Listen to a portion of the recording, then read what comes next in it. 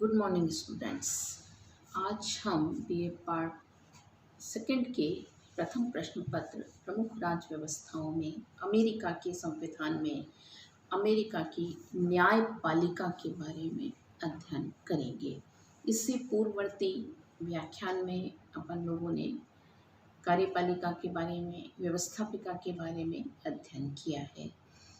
America के संविधान की गौरवपूर्ण देन अमेरिका की न्यायपालिका को माना जाता है। अमेरिकी विधान निर्माता एक ऐसी संघीय न्यायालय को यहाँ स्थापित करना चाहते थे जो कार्यपालिका और व्यवस्थापिका में सामंजस्य कर सके और उच्चतर से उच्चतर देश की कानून व्यवस्था के लिए प्रमुख रूप से उत्तरदायी हो।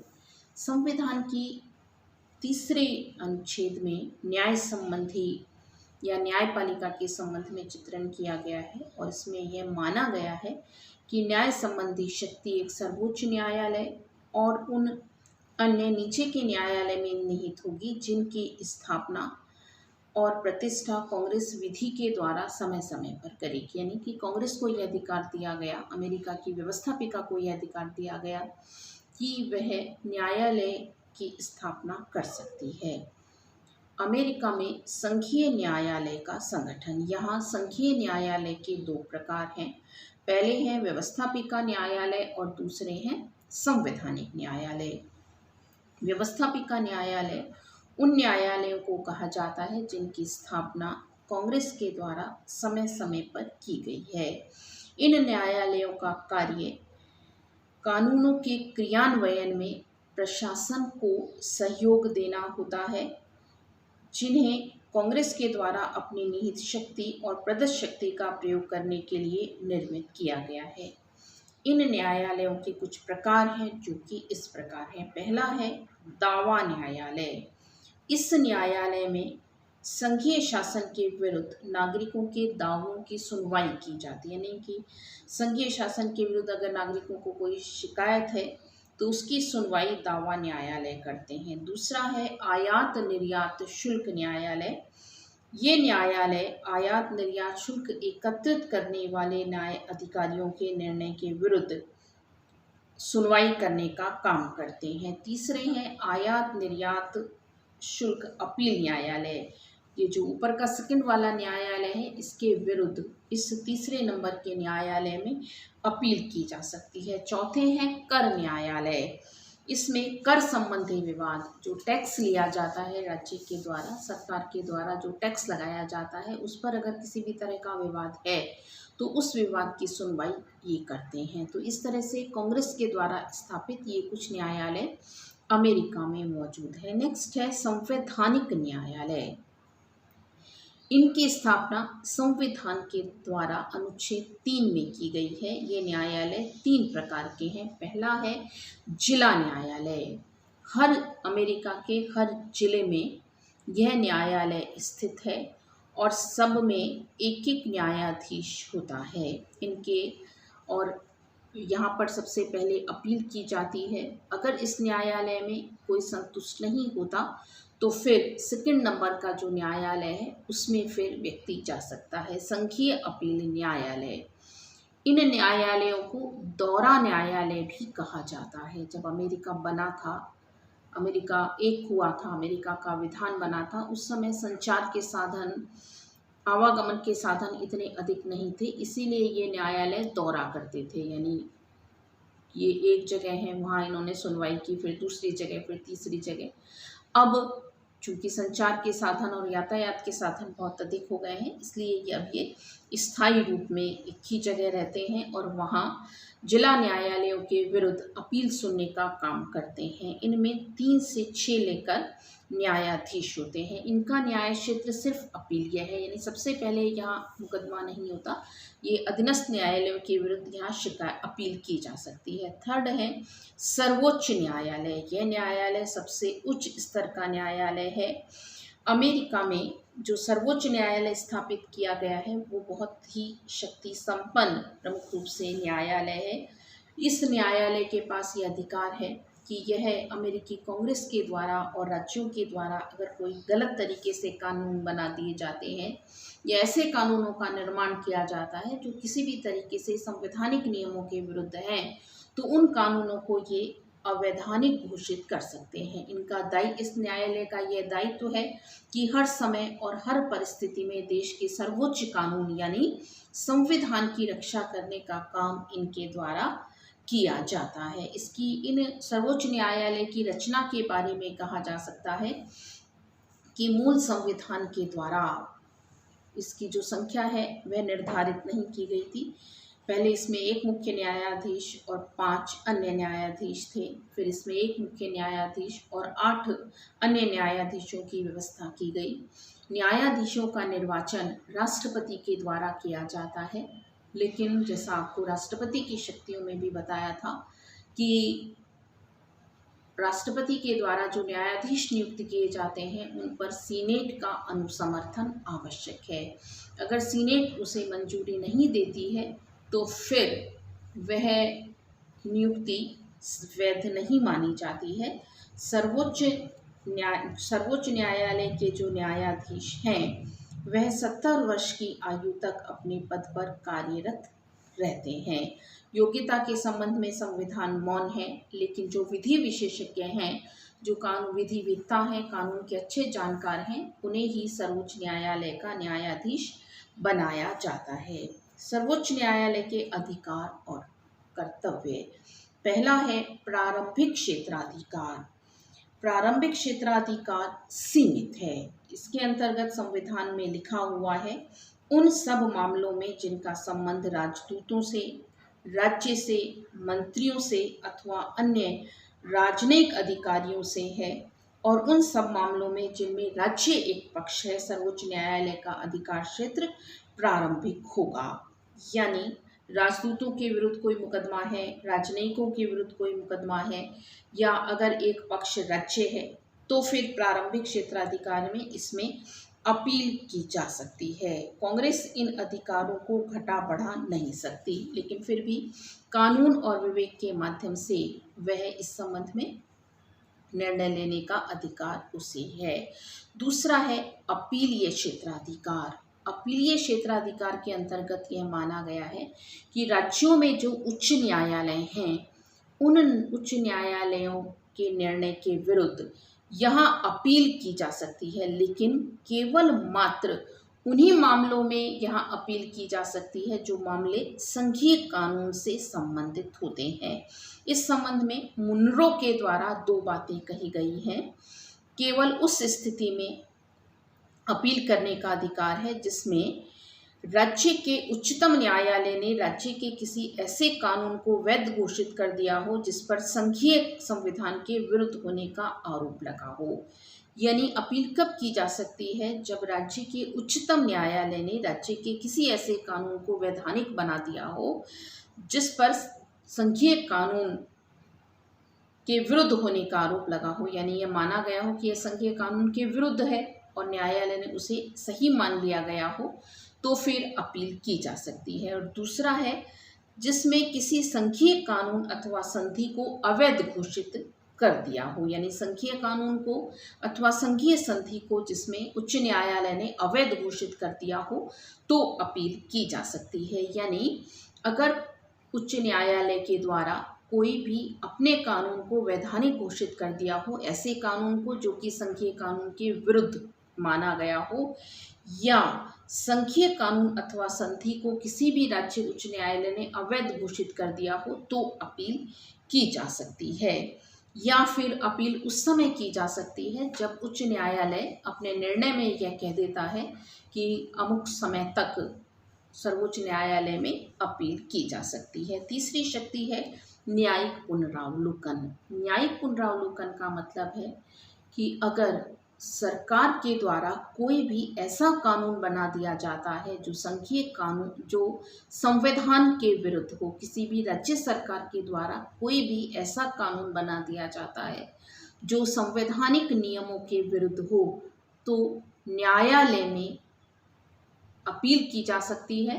और अगर न्यायालय को लगता है कि वास्तव में वह कानून अवैधानिक है तो उस कानून को न्यायालय असंवैधानिक घोषित करके उसे रद्द कर सकती है। और न्यायालय की इस शक्ति को ही न्यायिक पुनरावलोकन कहा जाता है। जैसे कोरबिन का कहना है, न्यायिक पुनरावलोकन का तात्पर्य न्यायालय की उस शक्ति से है जहां उन्हें अपने न्यायालय के क्षेत्र के अंतर्गत लागू होने वाले व्यवस्थापिका के कानूनों की वैधानिकता का निर्णय देने के संदर्भ में तथा उन कानूनों को लागू करने के संबंध में प्राप्त है जिन्हें वह अवैध और व्यर्थ समझती है। यानी उसे लगता है कि ये कानून अवैध है, बेकार है और संवैधानिक नियमों के विरुद्ध है, तो वह उसे अवैधानिक घोषित कर सकती है। नेक्स्ट है प्रशासनिक कार्य। अपने प्रशासन के लिए यानी न्यायालय अपने प्रशासन के लिए निर्णय लेने के लिए अपने कार्यों का निरीक्षण कर सकती है। इस तरह से ये कुछ कार्य न्यायालय के हैं। नेक्स्ट है न्यायालय का विशेष अधिकार न्यायिक पुनरावलोकन। इसे हम थोड़ा विस्तार से पढ़ेंगे। भारत में भी न्यायिक पुनरावलोकन की स्थिति मौजूद है और अमेरिकन विधान को देखकर भारत में इसे स्वीकार किया गया है। संघीय व्यवस्था में संघ शासन में सर्वोच्च विधि हम मानते हैं संविधान को, और न्यायालय को यह अधिकार होता है कि वह संविधान की रक्षा करे। यानी अगर सरकार कोई भी ऐसा कानून बनाने का प्रयास करती है या कोई भी ऐसा कानून बनाती है जो संवैधानिक नियमों के प्रतिकूल है तो न्यायालय उस कानून को अवैधानिक घोषित कर सकती है।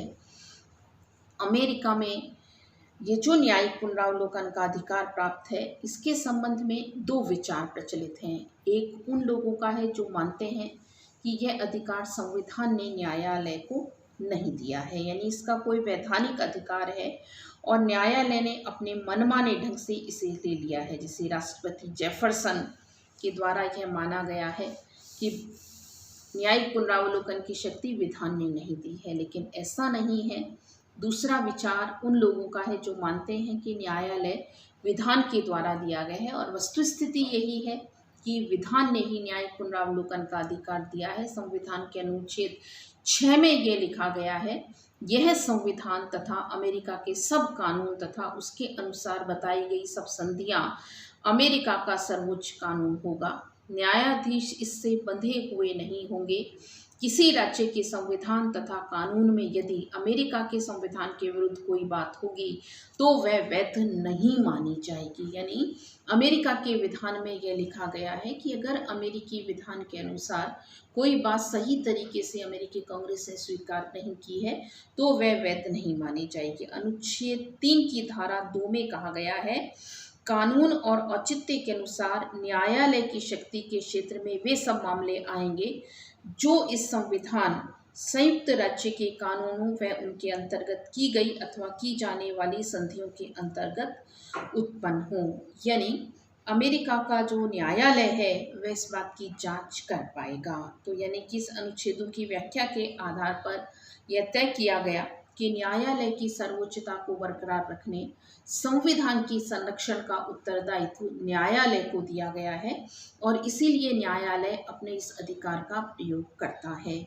अमेरिका में सर्वोच्च न्यायालय ने न्यायिक पुनरावलोकन की शक्ति का सबसे पहले प्रयोग 1803 में मारबरी बनाम मेडिसन के मुकदमे में किया गया था और इस मुकदमे में सर्वोच्च न्यायालय के द्वारा कांग्रेस के द्वारा पारित अधिनियम को अवैधानिक घोषित कर दिया था। उसके बाद 1810 में और उसके बाद तो कई बार इस शक्ति का प्रयोग अमेरिका के द्वारा किया गया है। अमेरिका के न्यायालय की इस न्यायिक पुनरावलोकन की शक्ति का मूल्यांकन, पहले हम देखेंगे इसकी आलोचना। जेफरसन, अब्राहम लिंकन जैसे कुछ भी जो अमेरिका के राष्ट्रपति हुए हैं उन्होंने इस शक्ति को अनुचित माना है और कुछ कमियां उन्हें न्यायिक पुनरावलोकन की शक्ति में दिखाई दी है, जो कि इस प्रकार है। पहली बात है, न्यायिक पुनरावलोकन का संवैधानिक आधार नहीं। ये लोग मानते हैं कि न्यायिक पुनरावलोकन की शक्ति का संवैधानिक आधार नहीं है, यानी विधान ने यह शक्ति नहीं दी है। लेकिन जैसा भी हम अनुच्छेद 6 और अनुच्छेद 3 की धाराएं देख चुके हैं, उससे साफ जाहिर है कि अमेरिका के न्यायालय को यह शक्ति विधान के द्वारा ही दी गई है। नेक्स्ट है, सर्वोच्च न्यायालय के निर्णय राजनीति से प्रेरित होते हैं। आलोचक मानते हैं कि कई बार सर्वोच्च न्यायालय के जो न्यायाधीश हैं वो राजनीति से प्रेरित होकर निर्णय देते हैं। तीसरी आलोचना है प्रगतिशीलता में बाधक। जिस तरह से ब्रिटेन के हाउस ऑफ लॉर्ड्स पर आरोप लगाया जाता है कि हाउस ऑफ लॉर्ड्स प्रगतिशीलता में बाधक है, उसी प्रकार यह कहा जाता है कि जो न्यायाधीश हैं वो रूढ़िवादी होते हैं, प्रगति को मान्यता नहीं देते हैं, जो कि अनुचित है। तीसरा है कांग्रेस का तृतीय सदन बन रहा है न्यायालय। व्यवस्थापन का काम किसका हम मानते हैं? व्यवस्थापन का काम है व्यवस्थापिका का, और आज न्यायालय व्यवस्थापन के क्षेत्र में अपनी भूमिका निभा रहा है। व्यवस्थापिका के सदस्य होते हैं जनता के द्वारा चुने हुए और न्यायाधीश होते हैं मनोनीत। तो इसीलिए आलोचक यह मानकर चलते हैं कि मनोनीत सदस्यों को यह शक्ति देना कि वह किसी भी विधेयक को वैध या अवैध घोषित कर सके, यह स्थिति अनुचित है। नेक्स्ट है निर्णय की प्रक्रिया त्रुटिपूर्ण। सर्वोच्च न्यायालय के निर्णय बहुमत से लिए जाते हैं, यानी 4 के विरुद्ध 5 भी अगर एक न्यायाधीश भी है तो वही निर्णय मान्य माना जाता है, और यह स्थिति अनुचित है। नेक्स्ट है विधानमंडलों में उत्तरदायित्व का पतन। जब विधानमंडल के द्वारा पारित विधेयक को न्यायालय के द्वारा वैध और अवैध घोषित किया जाएगा तो विधानमंडलों का जो उत्तरदायित्व है वह कम होता है, यह स्थिति भी अनुचित है। नेक्स्ट है सामाजिक और आर्थिक जीवन में अस्थिरता। सामाजिक और आर्थिक जीवन में स्थिरता आ रही है इनसे, ऐसा अमेरिकन्स मानते हैं। कई बार ऐसा होता है कि कोई विधेयक लंबे समय तक रहता है और फिर उसे नामंजूर कर दिया जाता है। तो इस तरह से ये कुछ आरोप न्यायिक पुनरावलोकन पर लगाए जाते हैं। नेक्स्ट है महत्व। पहला है अंगों की शक्ति सीमित। ये महत्व है कि व्यवस्थापिका पर अंकुश लगता है, उसकी शक्ति सीमित होती है। अगर न्यायिक पुनरावलोकन का अधिकार न्यायालय के पास नहीं होता तो हो सकता है व्यवस्थापिका तानाशाह बनने का प्रयास करती। नेक्स्ट है संघात्मक व्यवस्था की रक्षा। अमेरिका का जो संघ शासन है, केंद्र में अपनी सरकार, राज्यों में अपनी सरकार, केंद्र में अपना विधान, राज्यों में अपना विधान, यह जो संघात्मक शासन है इस शासन की भी रक्षा न्यायिक पुनरावलोकन करता है, क्योंकि अगर न्यायिक पुनरावलोकन नहीं होता तो शायद संघ तानाशाह बनकर राज्यों की जो स्वायत्ता है वह उनसे छीन सकता था। नेक्स्ट है नागरिकों के अधिकारों की रक्षा। अमेरिकन नागरिकों के अधिकारों की भी रक्षा होती है। व्यवस्थापिका कोई ऐसा कानून नहीं बना सकती जो कि किसी भी तरह से उनके अधिकारों का हनन करती हो। नेक्स्ट है संविधान को बदलती हुई परिस्थिति के अनुसार गतिशीलता देना। बहुत लंबे समय पहले अमेरिका का विधान बना था, उसे गतिशीलता न्यायिक पुनरावलोकन के माध्यम से मिली है, क्योंकि न्यायिक पुनरावलोकन की शक्ति के माध्यम से न्यायालय प्रगतिशील कानूनों को मान्य मानती है। तो इस तरह से कुल मिलाकर हम यह मानकर चलते हैं कि अमेरिका की न्यायिक पुनरावलोकन की शक्ति वह महत्वपूर्ण शक्ति है जो कि अमेरिका की संघात्मकता की रक्षा करती है, अमेरिकी नागरिकों के मूल अधिकारों की रक्षा करती है और अमेरिका के विधान को एक गतिशीलता प्रदान करती है। धन्यवाद।